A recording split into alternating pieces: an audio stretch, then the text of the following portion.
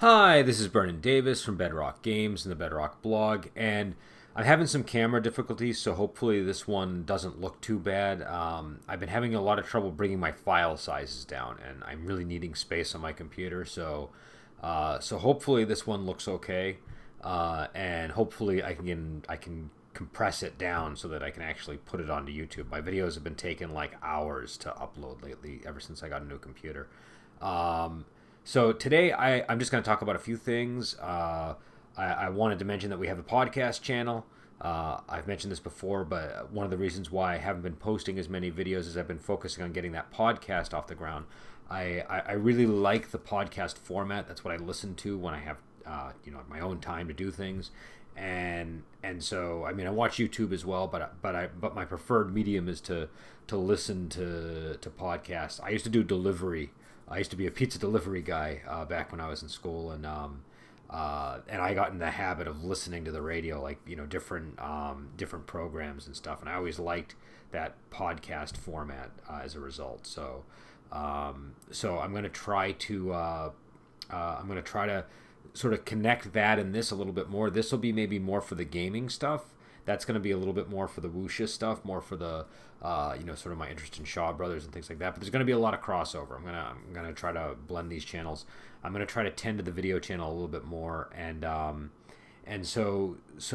today I just want to talk about something that I've been working on with my Wandering Heroes of Ogre campaigns. I'm in 3 campaigns, and one of them is bi-weekly, so I really only have 2 weekly campaigns. The other one is every other week. But that doesn't leave me a lot of time to prepare. I'm pretty much capped out at 3. And I've been talking about doing a 4th campaign on to sort of mirror. It's going to be my every other week campaign as well. So I'm going to have 2 every other week campaigns, hopefully on Saturday, and that'll basically come to three nights of gaming every week. But for this new campaign, I just don't have any more time to prepare. So I've been talking with some of the players in the group, and I'm gonna shift a lot of the prep stuff over to the player side. Not like the planning, not like the adventure design, none of that stuff. Mainly, what I'm talking about is the bookkeeping. So keeping track of and again, not the stats for the NPCs, but who's alive, who's dead, what power groups are in play, what groups are involved in their retinue and that kind of thing. So I'm just going to shift more of the campaign tracking stuff onto the player side, just for this one campaign. But I'm also going to do some different things. This is going to be a very competitive campaign. It's going to be a campaign with it's going to be sort of all my campaigns tend to lean in this direction, but this is going to be really no holds barred. If you want to kill another player character, go for it. In fact, it's encouraged. You'll get more XP if you do. The only real requirement, if they do anything like that, is that I want them to have some goal. Like if they're gonna take out another player character, fine. Just don't bring the game to a crashing halt. Because like I said, I'm not going to be preparing for this campaign. This campaign is 100% whatever happens, happens. I'm not going to have anything prepped at all. It's going to be all on the fly. So that's going to require a little bit of initiative on the player's side. So if they're going to go around killing each other, that's fine. I just want them to have some sense of direction if they're doing it. And aside from that, that's pretty much how it's going to be. One thing that I've been thinking of, though, because it is more competitive, stuff like followers, disciples, things like that are going to be. I want to codify that a little bit more.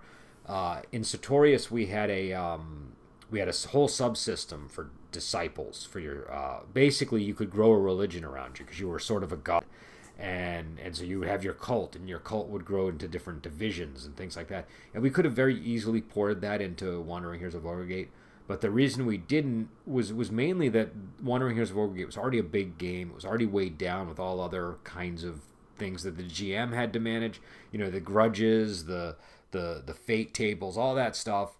And there's all kinds of kung fu techniques. The last thing we wanted to do was layer on this additional subsystem that would. I just felt that because I actually had it in the manuscript at one point, and I was working on it, and I realized that this is just something about this additional piece just weighs everything. It makes it so much more complicated.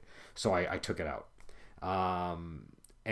and it never got past the early development stages though. So I had just started working on a manuscript, and I just realized that it was not. It was just going to be too complicated. So what's ended up happening though is disciples, sects. These things are very important in the game, and I've been thinking about the ways to manage that. So I'm thinking of something that's going to be a little bit of a cross between that and the old sort of followers and henchmen style method in D&D. So like in the book there are prices listed for certain types of services and things, but I really want to expand upon that a lot more and make it easier so that people know, okay, if I have a group of 20 people with me and I take them into a city, this is like how much it's going to cost me, that kind of thing. And I also want like cutoff points for when you can actually expect to get followers. Now these would be guidelines. These wouldn't be like in D&D. It's like you get to a certain level, and if X happens, then you would start to acquire followers. This is going to be more like guidelines for the GM. So just as so if what I'm trying to avoid is if the players are chi level 2 and they waltz into town and start trying to attract a following of chi level 4 characters or even other chi level 2 characters or chi level 1 characters, they just don't have the reputation yet or the power that would warrant that. So the guideline that I'm thinking is roughly around chi rank 4, and at most you should be able to attract people that are approximately half your chi rank. And then I'm going to start sort of crunching the numbers and getting it so that so that whatever emerges in play is plausible. The numbers that I used for the sex in the game itself, those were actually based on numbers that I encountered when I was reading wuxia novels or reading a book like The Water Margin. The Water Margin actually gives a concrete number for how many men are in the organization, and so I used that as sort of that was like my benchmark. Like anything beyond that needs a little bit more scrutiny. And so that was sort of like, okay, that's about what a sect probably should achieve. I think the biggest sect we allowed was I have to look at the book, but I think it was Nature Loving Monk sect, and the rationale behind that was in the Condor Heroes trilogy. It mentioned that the beggars were like this really extensive sect, and that many of the I think it was Condor Heroes or another Louis Jah thing, but there was this idea that the beggars were an extensive network because they had so many regular beggars in all the cities and stuff in their organization, and so that's why the Nature Loving Monk sect is a bit bigger. And in my own campaign, they're kind of that information network thing is really important, and I've elaborated on them and basically just made them they're pretty much beggar sect in my own campaign. But yeah, so I'm thinking chi rank 4 might be sort of the cutoff, and then I don't know exactly how I'm going to hash it out, but I'm just sort of because you can tell I'm mulling over the idea right now. I might have a completely different idea of what I'm going to do on Monday, but this is sort of the beginning of the thought process, and then hopefully in the next 2 weeks I'll have something, and then we'll try it out and see how it goes. And it's going to be like all the other things that I try out and see how I'll maybe put it up on the blog, see how it looks, and then tweak it over time. But I think this is going to be kind of important in this campaign, so it's something I'm going to be keeping an eye on and working on quite a bit. And I find that those are usually the tools that end up being the best in the books after a while. Like anybody who followed the development of Wandering Heroes of Ogre Gate, I'll post a link to the thread where we sort of developed the game. But if you followed that, you can see that the best stuff in the book really did come from, I had an idea, I tried it in the campaign, I talked about it on the blog, and then I refined it over time in the course of the campaign. That the best ideas came out that way. And so that's how I'm sort of treating this. It's very rare, I think, for something to whole cloth just kind of emerge, at least for me. Yeah, so that's what I've been working on. And let me see, what time is it? I'm waiting for Doctor Who to come on. I don't want to miss it. So I think I have... I got a little bit of time. So some of the other stuff that's going on, and I've mentioned this before, is House of Paper Shadows. I just got all the maps. The interior art's almost done, and so this is really good because this means that that I'll be able to get it to the editor and then get it into layout fairly quickly. I think it's not that long of a book, and I want it to kind of follow up on Ogre Inn pretty soon, and then that'll leave me with getting to the book of Haiyan, the War of Swarming Beggars book. And that's one that one's kind of done. Still have some things I need to get back to on it and tweak, and some of the government stuff in Haiyan I want to think about a little bit more. A lot of times I like to let things kind of ferment over time, and so this is one where I'm really comfortable with the direction that the War of Swarming Beggars book is going, but I'm not gonna just rush it out the door. I want to take my time on it. That's helped at every step of the way with these books. But House of Paper Shadows, I really like this one. I don't know if other people are going to like it like I do. I can only hope. But to me, it's like my favorite book that we've got so far. I think it's a nice 100-page adventure book. It's kind of a haunted house type thing. It's set at House of the Paper Shadows, and when we started, I kind of had to decide. I knew I wanted to do a haunted house one at some point, just because I tend to inject horror in every once in a while in my games, and I really wanted sort of a Strange Tales from the Chinese Studio type adventure, and so I was either going to go with the Pagoda of the Golden Mercies, which is, if you Google it on the blog, I talk about it. It was a little adventure at a pagoda in a really frontier sort of town. But the other possibility was the House of Paper Shadows. And I felt that the House of Paper Shadows was something that people would be more interested in because they would need to know about it for their own campaigns. And so I decided to go with the House of Paper Shadows. And I took my time. I made a point of thinking about a lot of the different aspects of it. So I didn't just I didn't just sit there and do whatever first came to mind. I thought about, okay, what is this like? I really thought about the core concepts over the course of many weeks, and I think I really benefited from that. Sometimes I don't do that. Sometimes I don't put as much thought like that into something as I did for this one. But this was one that I felt really required me to sit down and just like very slowly think through some of the concepts and decide what was going to be the best fit for this, because I knew that some of my impulses might not lead to the best adventure.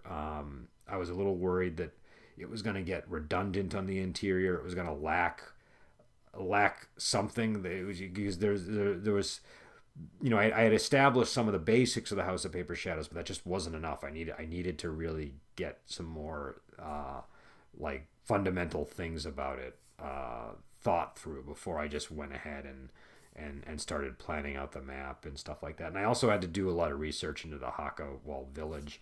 Actually, I found the most useful.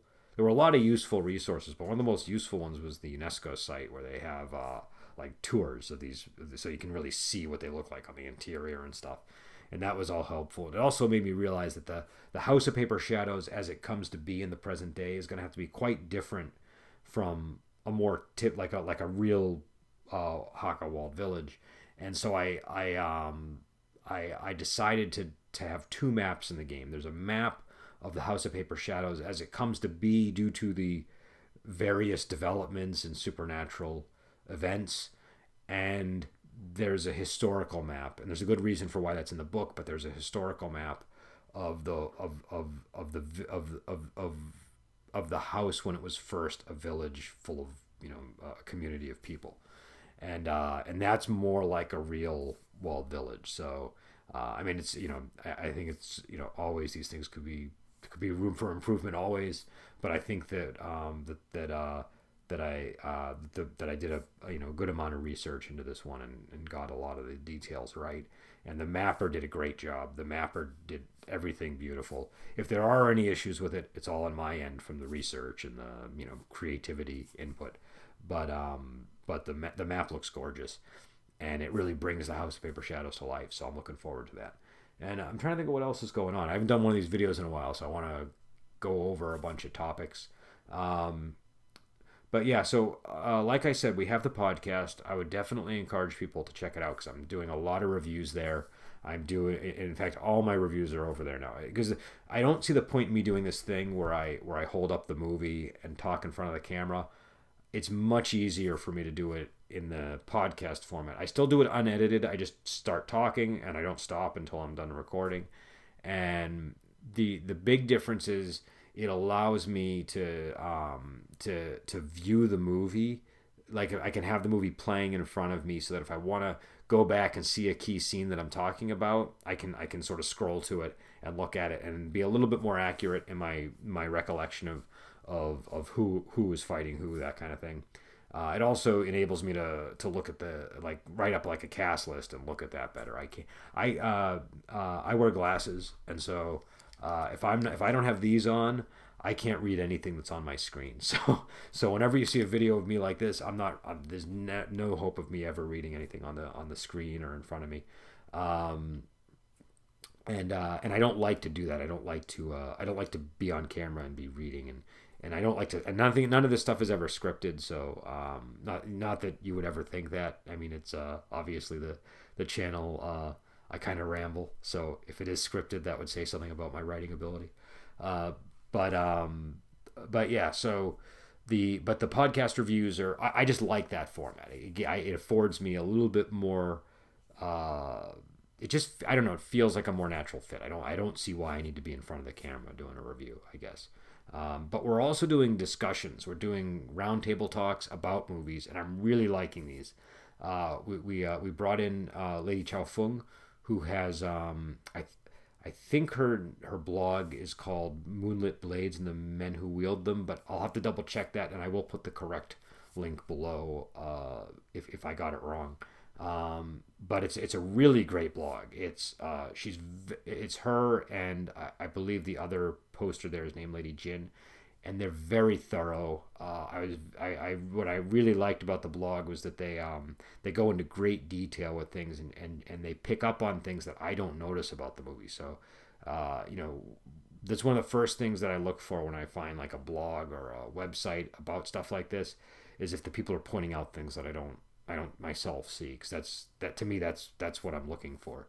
And so we had her on to talk about Flag of Iron, and she had this whole breakdown of the costuming in Flag of Iron, and she was going like talking about how the transition from this character in this scene is in this costume, but then he's in this next costume, and this means that, and he's and so it's this very detailed breakdown of the costume selection over the course of the film.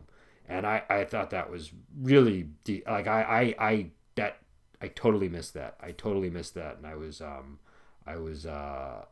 thought that was a really great conversation as a result of that. That was like one of the gems of the discussion. But it was a really good discussion. Me, Steve, Lady Chow Fung.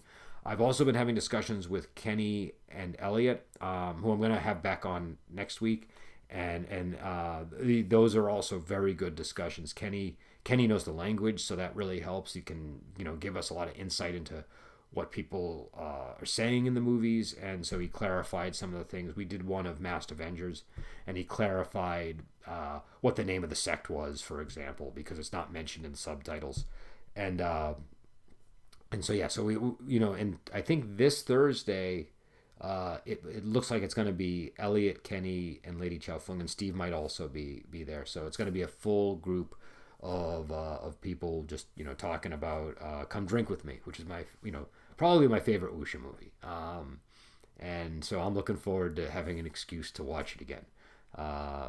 That's so check out the podcast channel. There's more to it than that too. I have other things on there.